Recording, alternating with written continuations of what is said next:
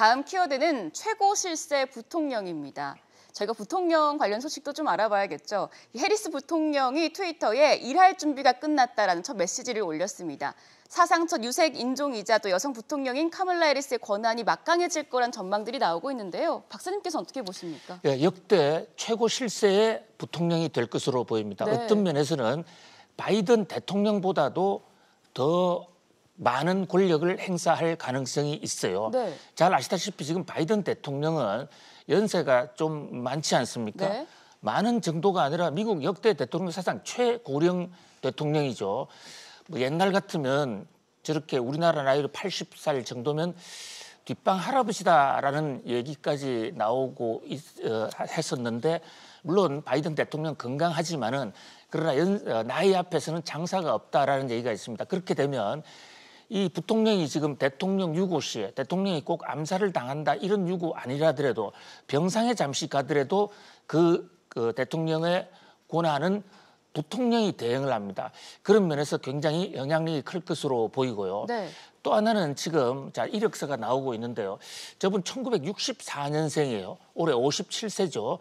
앞으로도 정치 인생이 상당히 많이 남아 있고 또 출신 이력도 상당히 재밌습니다. 하버드 대학교라고 하버드 대학하고 비슷하긴 한데 하버드 대학하고는 완전히 다른 학교예요. 네. 워싱턴 DC에 있는 흑인 전문 학교고 하버드 대학보다도 평판은 상당히 좀 뒤집니다. 그러나 그 바로 소수인종 소수인을 대변하는 학교다라는 그런 점에서 상당히 주목을 받는 학교 거기 출신이고요.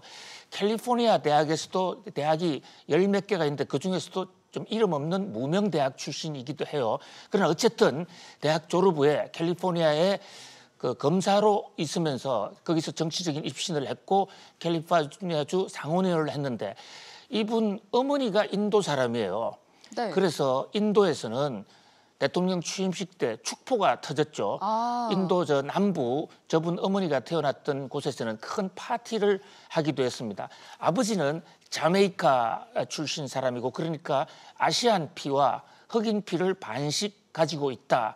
이렇게 볼 수가 있고요. 네, 지금 영상이 나오고 있는데 보라색 의상을 입었잖아요. 이게 또 어떤 의미가 있다고 하더라고요. 그렇습니다. 굉장히 강력한 의미가 있죠. 미국에서의 보라색 의미는 여성 인권의 상징입니다. 여성들에게 참정권이 부여되지 않을 때 또 시위를 하면 바로 강경 진압을 하는 이런 시절에 합법적 시위를 하는 방법으로 모든 여성이 의식 있는 모든 여성이 보라색 옷을 입고 나타났거든요. 네. 그래서 저도 집에서 가서 제 처가 보라색 옷을 입으면 상당히 긴장하고는 합니다. 네. 아무튼 이 그 보라색 옷을 취임식 날 입고 왔다. 그 대목도 여성과 소수 인종에 대한 강력한 인권 보호를 상징한다. 이렇게 볼 수도 있어요. 또 해리스 이 부통령은 상원에서 의장이 됩니다. 미국 헌법에 부통령이 상원 의장을 맡게 되는 거죠. 그러니까 국회 최1인자가 되는 것인데. 네, 박사님 이렇게 되면 바이든 정부의 어떤 정부 정책 추진 과정에서 큰 영향력을 행사할 수 있겠죠. 그렇습니다. 이 상원의 의장이라는 것은 평상시에는 그냥 그 데코레이션, 그냥 꽂아놓은 보릿자락에 불과한 인물입니다. 그러나 상원이 여야가 투표가 동수로 됐을 때 여야 동수일 때 그때 캐스팅 보트를 지는 사람이 바로 이 상원 의장인데요. 네. 공교롭게도 지금 미국 상원의 의석 분포 구조가 여당 50, 야당 50으로 여야가 팽팽히 갈려 있단 말입니다. 네. 그래서 이런 결과가 많이 나올 거예요. 그럴 때 해리스 부통령의 결정이 결국은 미국 의회의 결정이 될 수도 있다. 그런 점에서도 주목을 끌고 있고요.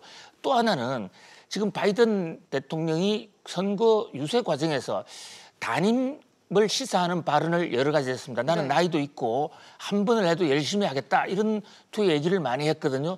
그렇다면 현직 부통령 어떤 어드밴티지가 있죠. 그런 면에서 미국 역사상 사상 첫 여성 또 소수민족 대통령의 가능성도 상당히 높다. 그런 면에서 우리도 외교나 어떤 경제 협력을 할 때 바이든 대통령 못지않게 이 캐서린 카멜라 해리스 부통령. 해리스 부통령과도 많은 교류를 하고 또 정책 의견도 많이 교환할 필요가 있다 이렇게 생각합니다. 네, 앞으로 해리스 부통령의 행보도 주목해 보셔야겠습니다. 이어서 세 번째 키워드 보겠습니다.